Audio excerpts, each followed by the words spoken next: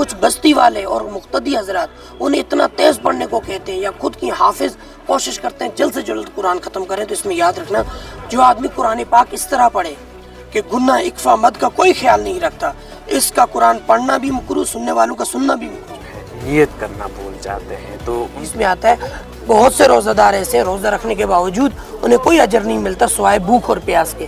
یہ بھی انہی میں سے ہے جو روزے کی حالت میں نامحرموں سے فون پر باتیں کر رہا ہے۔ روزے کے دوران اگر کوئی شخص بیمار ہو جاتا ہے اور تراویح کا وقت ہے، تراویح جلدی میں پڑھاتے ہیں کا جو ہے یہ پڑھنے چاہیے، اور کئی لوگ جو ہے وہ کہتے ہیں کہ 20 رکعت۔ کوئی حافظ کہہ رہا ہے میں 40 منٹ میں تراویح ایک پارہ ختم کروں گا، اس کے ہاتھ جوڑیں، اس کی منت کریں کہ اللہ کے واسطے یہ گمراہ کام نہ 20 فرض نہ 8 فرض، لیکن اہتمام اتنا ضروری ہے کہ انسان پوری رات ایسا کیمیکل، کوئی ایسی میڈیسن، کوئی بھی ایسی چیز ملائی جائے جو اس کے معدے کے اندر جائے گی، اس سے گناہ کرنے سے، بے حیائی دیکھنے سے، فلمیں، ڈرامے، سیریل دیکھنے سے۔ یہ روزہ دار بھی ایسا ہے کہ اس کو سوائے بھوک پیاس کے کچھ نہیں ملے گا، کیونکہ اس نے اپنے آپ کو روزے کی حالت میں برائیوں سے نہیں۔ عزیز دوستوں اور ساتھیوں، جیسا کہ آپ سب کو معلوم ہی ہے کہ آج جو ہے رمضان کا برکتوں والا مہینہ چل رہا ہے، اور اس مہینے میں ہم زیادہ تر کوشش کرتے ہیں کہ آپ تک جو ہے ایک اچھی انفارمیشن پہنچ سکے۔ اس وقت میرے ساتھ مولانا فرمان اللہ صاحب موجود ہیں، ان سے ہم جاننے کی کوشش کریں گے رمضان کے حوالے سے کہ آخر رمضان میں ہم ایسی کون سی غلطیاں کر دیتے ہیں جس کی وجہ سے ہمارا روزہ جو ہے ٹوٹ جاتا ہے یا پھر مکروہ ہو جاتا ہے۔ سحری کے وقت جو ہے بہت زیادہ لوگ جو ہے نیت کرنا بھول جاتے ہیں، تو ان کو نیت جو ہے یا تو فجر کے بعد یاد آتی ہے یا پھر دن میں یاد آتی ہے۔ یہ بھی لوگوں میں ایک غلط فہمی ہے، وہ سوچتے ہیں زبان سے نیت کریں تب روزہ ہوگا، دل میں ایک نیت ہے کہ میں رمضان کی سحری کھا ہی اسی لیے رہا ہے، اور نیت کیوں کھا رہا ہے سحری؟ اسی لیے تو کھا رہا ہے کہ میں روزہ رکھوں گا، بس اس کا سحری کھانا ہی اس بات کی نیت کی علامت ہے کہ روزہ رکھنا چاہتا ہے۔ الگ سے زبان سے نیت کرنے کی کوئی ضرورت نہیں، کر لے تو بہت اچھی بات ہے جاتا ہے۔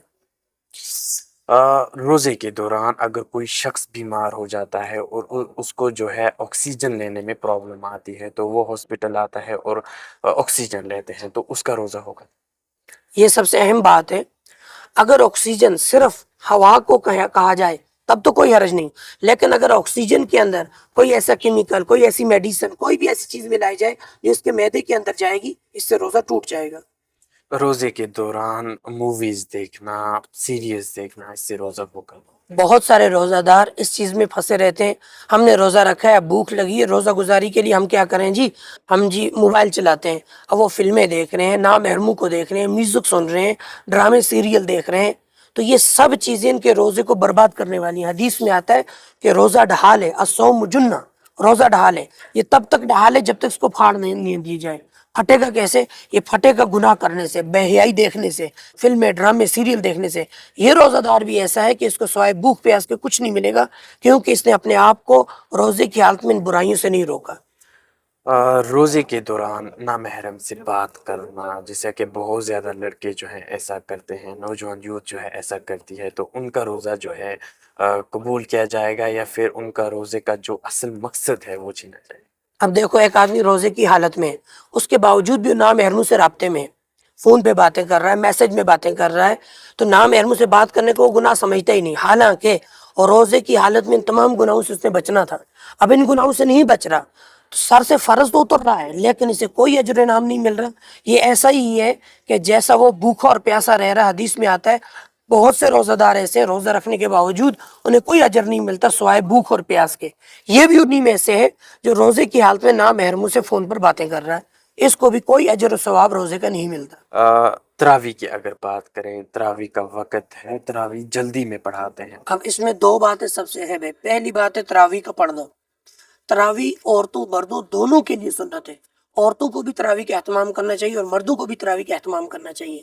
اور رہے گی مسجد میں قرآن پاک کا پڑھنا، مستقل ایک سنت ہے کہ قرآن پاک پڑھا جائے۔ اس میں جو غلطی کرتے ہیں، کچھ تو حفاظ حافظ قرآن غلطی کر رہے ہوتے ہیں، کچھ بستی والے اور مقتدی حضرات انہیں اتنا تیز پڑھنے کو کہتے ہیں یا خود کی حافظ کوشش کرتے ہیں جلد سے جلد قرآن ختم کریں، تو اس میں یاد رکھنا جو آدمی قرآن پاک اس طرح پڑھے کہ گناہ اکفا مد کا کوئی خیال نہیں رکھتا، اس کا قرآن پڑھنا بھی مکروہ، سننے والوں کا سننا بھی مکروہ۔ لیکن اگر کوئی قرآن اتنی تیز پڑھ رہا ہے کہ معنی بدل رہے ہیں، لفظ بدل رہے ہیں، اس کے قرآن پڑھنے میں معنی بدل گئے، بگڑ گئے، حروف حرکات بدل رہی ہیں، تو ایسے شخص کا قرآن پڑھنا بھی حرام، سننا بھی حرام۔ سب سے اہم بات ہے کہ اس چیز سے بچنا چاہیے کہ ہم قرآن جب سنیں تو اطمینان سے سنیں. اگر کوئی حافظ کہہ رہا ہے میں 40 منٹ میں تراویح ایک پارہ ختم کروں گا، اس کے ہاتھ جوڑیں، اس کی منت کریں کہ اللہ کے واسطے یہ گمراہ کام نہ کرو.